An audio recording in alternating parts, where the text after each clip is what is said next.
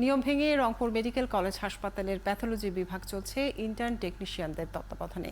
কাগজে কলমে অভিজ্ঞ টেকনিশিয়ানের অধীনে তাদের কাজ করার কথা থাকলেও তা মানা হচ্ছে না।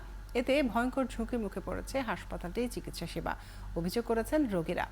বায়েজিদ আহমেদের প্রতিবেদনে ছবি তুলেছেন শাহিন আলম।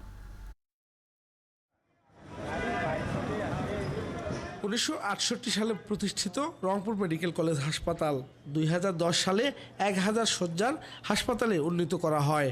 স্বাস্থ্যসেবায় বিভাগের 8 জেলার একমাত্র ভরসাস্থল হলেও হাসপাতাল ব্যবস্থাপনায় চরম ঘাটতি রয়েছে বলে অভিযোগ রোগী ও স্বজনদের। সরেজমিনে দেখা গেছে চিকিৎসক ও সরকারি টেকনিশিয়ানের অধীনে ব্লাড ব্যাংকের কাজ শেখানোর কথা থাকলেও বাস্তবে পুরো কাজই করছেন ইন্টার্ন টেকনিশিয়ানরা। এই ঈদে দেশ জুড়ে কেনাকাটার ফুর্তি হবে শুধু বিকাশে, সাথে ডিসকাউন্ট কুপন, ইনস্ট্যান্ট ক্যাশব্যাক। এটা আসলে উচিত না, যে উচিত আসলে যে অবশ্যই অভিজ্ঞ টেকনিশিয়ান দ্বারা এটা নেওয়া উচিত, ব্লাডটা নেওয়া উচিত। আমরা তো এখানে ট্রেনিং করতেই আসছি, ওরা তো আমাদের সাথে আছেই। আমাদেরকে আগে সারা পুরুষ আগে বলে কিভাবে করতে হবে, আমরা দেখি, তারপর আসলে কাজটা করি।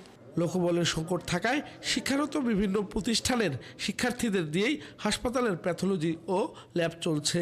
আমরা এখানে ইন্টার্নি করতে আসছি। স্যারেরা তো আমাদের সাথে আছে। এখন আমরা হেমাটোলজি ডিপার্টমেন্টে আছি, ব্লাডের সমস্ত কাজ করতেছি। ইন্টার্নদের দিয়ে হাসপাতালের প্যাথোলজি বিভাগ চালানোর কথা অস্বীকার করছেন বিভাগীয় প্রধান। এর আগে এরকম সিচুয়েশন হয়েছে এবং সেগুলোকে আমি ফেসও করছি, যে এখানে ডোনারদের সঙ্গে অনেক প্রবলেম হয়। সেগুলো তো আমি আমার জায়গা থেকে যে জায়গায় ডেভেলপ হবে সেখানে আমারও একটা মেন্টালিটি থাকবে যে আমি ভালো কাজ করলে আমার ভালো কাজের পেটটা যাতে ভালো হয়। আবার টাকার বিনিময়ে সরকারি বেসরকারি শিক্ষা প্রতিষ্ঠান থেকে ইন্টার্ন করানোর অভিযোগ রয়েছে হাসপাতালটির বিরুদ্ধে। অভিযোগ অনুসন্ধান করে কঠোর ব্যবস্থা নেওয়ার আশ্বাস দিলেন পরিচালক। হঠাৎ করে একটা কাজ করতেছে এমন সমস্যায় গিয়ে হয়তো আপনারা দেখছেন, ভিডিও করছেন, কিন্তু এটা হরহামেশা এই ধরনের ঘটনা ঘটে, এটার সাথে আমি দ্বিমত পোষণ করছি। অবশ্যই ব্যবস্থা নেবে। এরকম হইলে আমি এখন ব্লাড ট্রান্সফিউশন মেডিসিন বিভাগের যিনি প্রফেসর আছেন, সহকারী অধ্যাপক আছেন, মেডিকেল অফিসার, ওদেরকে আমি দেখাবো। বিভাগের 2 কোটি মানুষের চিকিৎসার ভরসাস্থল এই হাসপাতালটির স্বাস্থ্যসেবার পরিবেশ ফিরিয়ে আনার দাবি সাধারণ মানুষের।